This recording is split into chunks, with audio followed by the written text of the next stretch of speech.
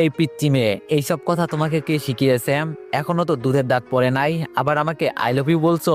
মেয়েটি বলল, আমি পিচ্চি মেয়ে না, আর আমার দুধের দাঁত অনেক আগেই পড়ে গেছে।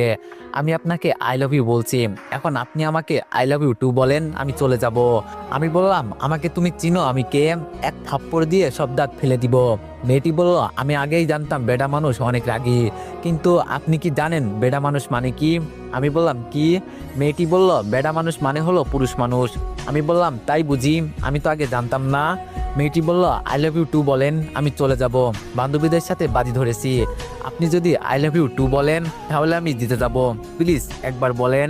আমি বললাম, আচ্ছা ঠিক আছে, আমি বলবো। কিন্তু মেয়েটি বলল, কিন্তু কি? আমি বললাম, আমি একটা জিনিস চাইবো, সেটা আমাকে দিতে হবে। মেয়েটি বলল, ঠিক আছে দিব, আগে বলেন প্লিজ। আমি বান্ধবীদের সাথে বাজি ধরেছি, যদি হেরে যাই তাহলে বিয়ে বাড়িতে থাকবো না, বাসায় চলে যাব। বলেন প্লিজ। আমি বললাম, আগে কথা দাও, আমি যা চাইবো তুমি তাই দিবা। মেয়েটি বলল, ওকে। আমি বললাম, আই লাভ ইউ টু। এখন হয়েছে, আমারটা দাও। মেয়েটি বলল, ধন্যবাদ আপনাকে, বলেন আপনার কি লাগবে। আমি বললাম, একটা উম্মা দাও আমার গালে। মেয়েটি বলল, লুচ্চা মার্কা বেডা, কি বলে উম্মা দিব মানে কি? আমি বললাম, মানেটা বোঝো নাই তুমি? দাঁড়াও আমি বুঝিয়ে দিচ্ছি। দেখো, তুমি বলছো আই লাভ ইউ 3টা অক্ষর, আমি বলছি আই লাভ ইউ টু 4টা অক্ষর, তার মানে আমি তোমার থেকে আরো একটা অক্ষর পাই, সকিস।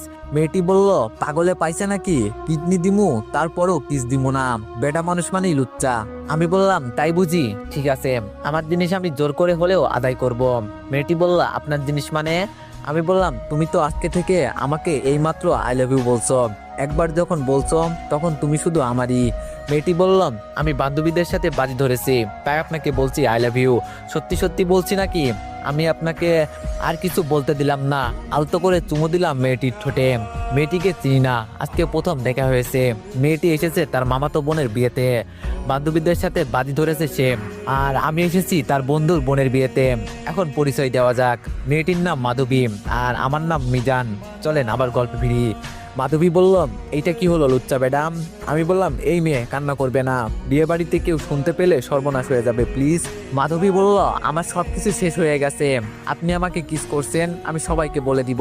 আমি মনে মনে বললাম, কি বিপদে পড়লাম, আশেপাশে এত মানুষ, এই মেয়েটা যেইভাবে কান্না করছে, কেউ দেখলে আমি শেষ। শালা বন্ধুগুলো অনেক খারাপ, আমাকে একা রেখে চলে গেছে, কই যে কি করব এখন। আমি বললাম, প্লিজ কান্না করবে না, কেউ দেখলে আমি শেষ, তুমি যা বলবে তাই শুনবো, প্লিজ চুপ করো। মাধবী বলল, ঠিক আছে, আপনি যদি 12,000 টাকা দেন তাহলে আমি কান্না করব না, আর যদি না দেন তাহলে আমি সবাইকে বলে দিব আপনি আমাকে কিস করছেন। আমি বললাম, 12,000 টাকা নাই, 3,000 আছে, চলবে কি?